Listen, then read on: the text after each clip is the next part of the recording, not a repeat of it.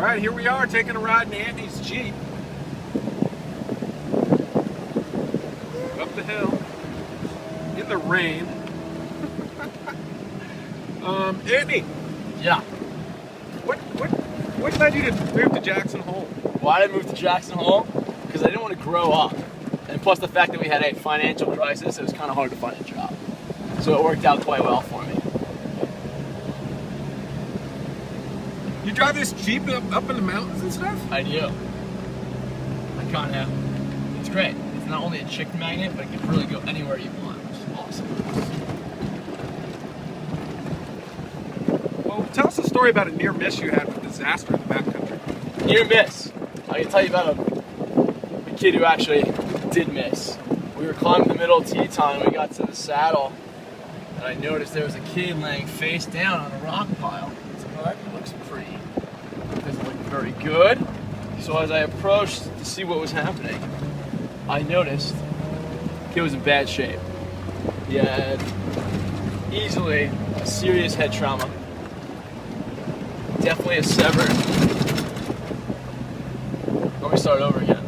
This kid was in really bad shape.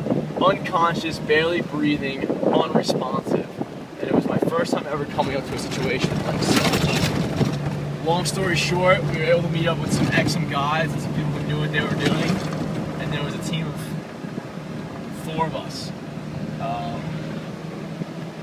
What happened was we stabilized them, built the landing zone for the helicopter. 21 days later, the kid woke up, made a full recovery. And the funny thing is, on our way down after the helicopter picked the victim up, I asked my roommate, I was like, what do you think? He goes, no way is this kid gonna last. I was like, I think I'm gonna be a little more optimistic here. So what I did was I looked him up online on Facebook and I Facebooked him. So that fall, I went back to visit my parents and I noticed that he was